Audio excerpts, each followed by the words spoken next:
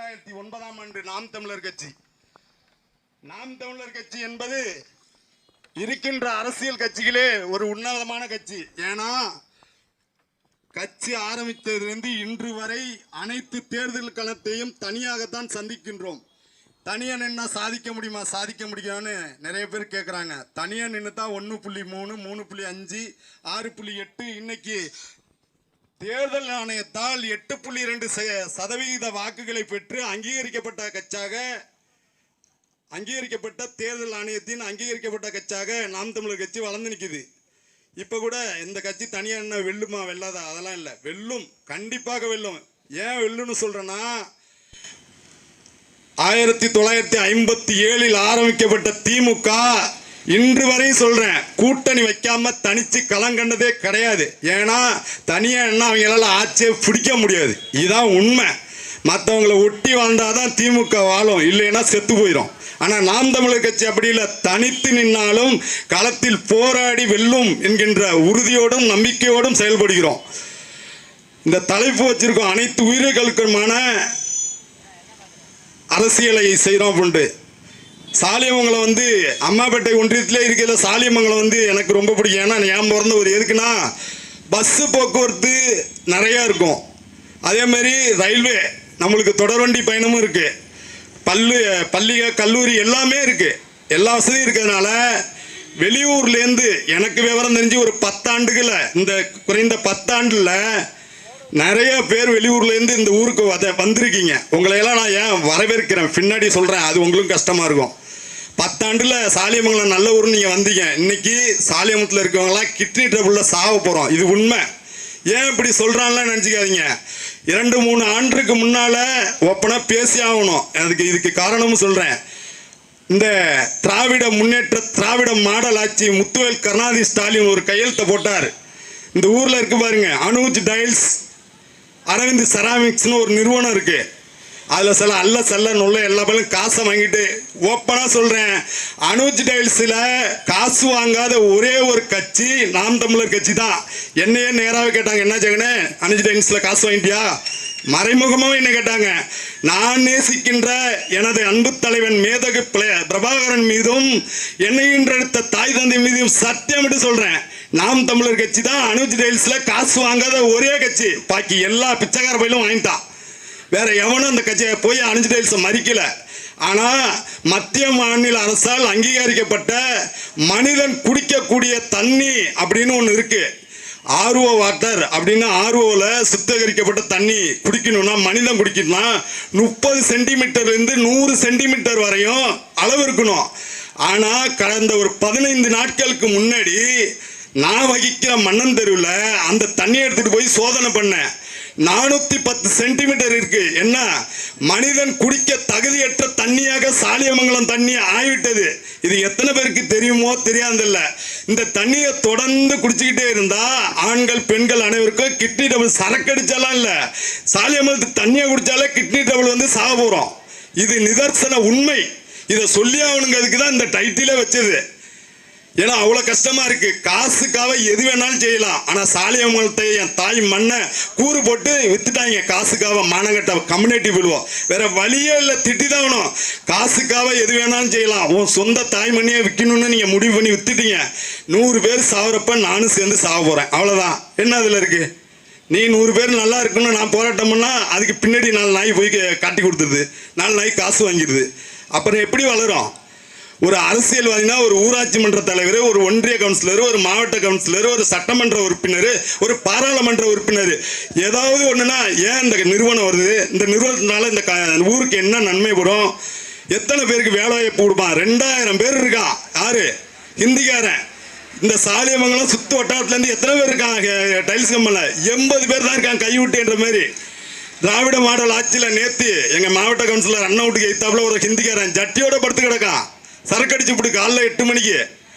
அதனால நீங்க, அதாவது வாக்காளராக இருக்கிற நீங்க தான் என்ன பண்ணணும்னா, ஒரு ஊராட்சி மன்ற தலைவரையோ ஒன்றிய கவுன்சிலரையோ மாவட்ட கவுன்சிலர் எம்பியோ எம்எல்ஏவெல்லாம் நீங்கள் குறை சொல்லவே முடியாது. அவன் உங்கள்கிட்ட 100 ரூபாயும் 200 ரூபாயும் கோழி பிரியாணியும் கோட்டை கொடுத்து அந்த ஒரு நிமிடத்தில் உங்கள்கிட்ட ஓட்டை வாங்கிட்டு அவன் ஜெயிச்சுக்கிட்டு ஜாவக்கா வெள்ளையும் பைக்லையும் கார்லையும் போகிறான். ஆனால் ஓட்டு போட்ட நீங்கள் அவன் வீட்டுக்கும் அவன் ஆஃபீஸுக்கும் தினமும் போகணும். அப்படி போகாத கூடாது ஒரு வேலை அப்படின்னா நீங்கள் மக்களும் மண்ணையும் நேசிக்கின்ற நாம் தமிழர் கட்சி வேட்பாளர் ஆதரித்து வாக்களிச்சிங்கன்னா நீங்கள் அலைய தேவையில்லை. உங்கள் இல்லம் தேடி உங்களது சட்டமன்ற உறுப்பினர் உங்களது குறையை கேட்டு வருவார். உங்களது இல்லம் தேடி நாம் தமிழர் கட்சியில் ஒரு ஊராட்சி மன்றத்தை தேர்ந்தெடுத்தீங்கன்னா ஊராட்சி மன்ற உறுப்பினரை உங்கள் இல்லம் தேடி வந்து செயல்படுவார்.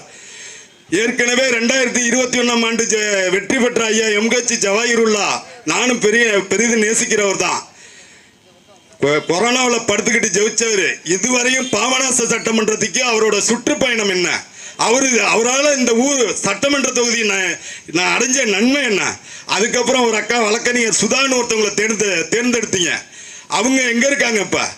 அவங்க இந்த பாராளுமன்ற தொகுதிக்கு எத்தனை முறை சுற்றுப்பயணம் வந்தாங்க? நீங்கள் எல்லாரும் சேர்ந்து டிஎம்கே ஏடிஎம்கே வேஷ்டி கட்டிட்டு ஓட்டு கேட்க போறீங்க. அவங்க வந்து என்ன செஞ்சாங்க? இந்த ஊரில் இருக்கீங்களா, நீங்கள் சொல்லுவீங்களா? நாளை இதே மேடையில் வேணால் நாளைக்கு இங்கே கூட்டம் போடுங்க. எங்கள் வேட்பாளராக வெற்றி பெற்றவங்க இதெல்லாம் செஞ்சுருக்காங்கன்னு நீங்கள் பட்டியல் எடுங்க பார்ப்போம். ஒரு பட்டியல் கூட விட முடியாது. ஏன்னா வச்சுங்க, தேர்தல் அப்போ வந்து கூட்டமாக ஓட்டு கேட்டு வெற்றி பெற வச்சு விட்டு இப்போ எத்தனை பேர் படிச்சிருக்கான், எத்தனை பேர் வேலைக்கு போகிறான், எத்தனை பேர் ஒன்றும் கிடையாது. கட்டணம் கட்டினா கமிஷன் கிடைக்கும், ரோடு போட்டால் கமிஷன் கிடைக்கும், பஸ் ஸ்டாண்டு கட்டினா கமிஷன் கிடைக்கும். கமிஷன் மட்டுமே குறியாக கொண்ட ஆட்சி இந்த திராவிட மாடல் ஆட்சி. இப்போ போன 21 சொன்னாங்க ஸ்டாலின் வாரார் விடியல் தர போறார், ஊருக்கு ஊரு கிராம சபை கூட்டம். இப்ப ஓரணியில் தமிழ்நாடு, அடுத்தது ஓரணியில் தமிழ்நாடு,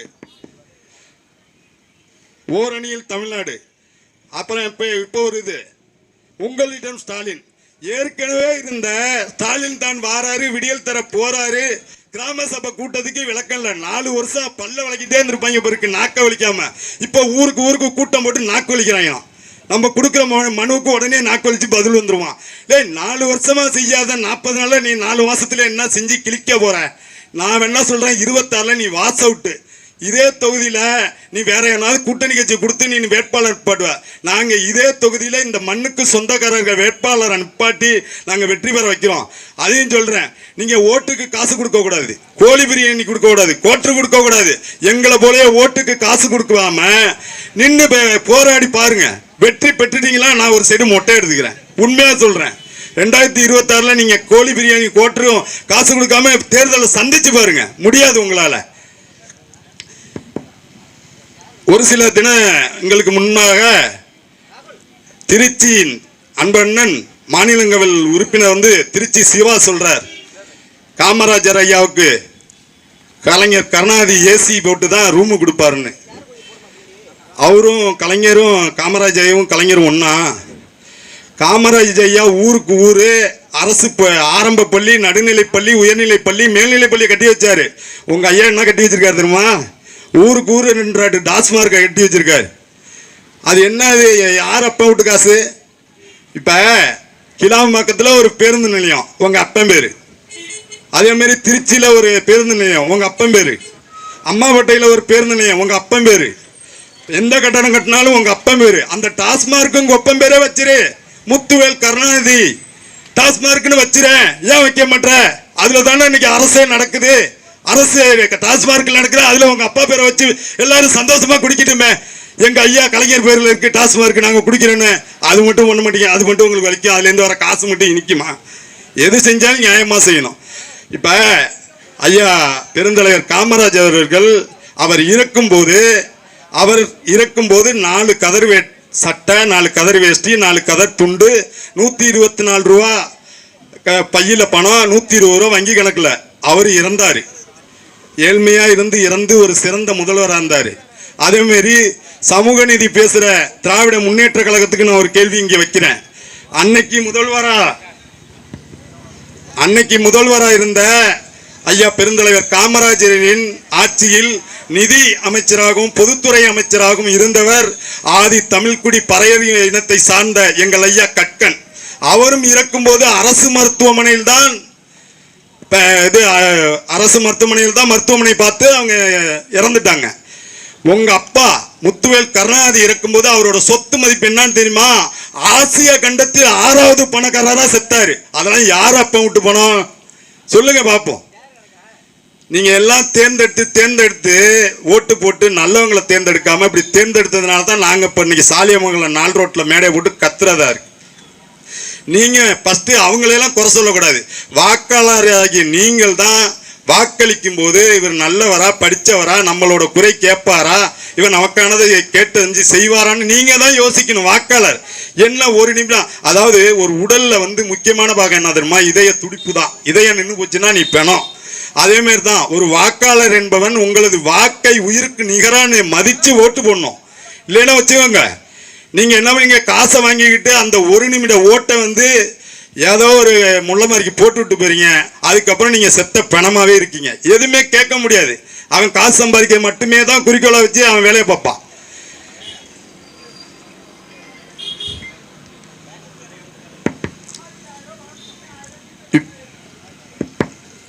இந்த நாம் தமிழர் கட்சி என்பது அனைத்து உயிர்களுக்குமான ஒரு சீரும் சிறப்புமான கூட்டத்தை நடத்தி கொண்டிருக்கோம்.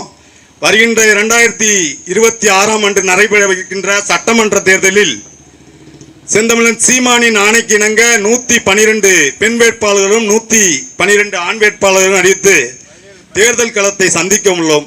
உங்களது அன்பான வாக்குகளை நாம் தமிழர் கட்சியின் வெற்றி சின்னமான விவசாய சின்னத்தில் வாக்களித்து பெருவாரிய வாக்கு வித்தியாசத்தில் வெற்றி பெற செய்யுமாறு உங்களை அன்புடன் கேட்டுக்கொண்டு விடைபெறுகிறேன். நன்றி.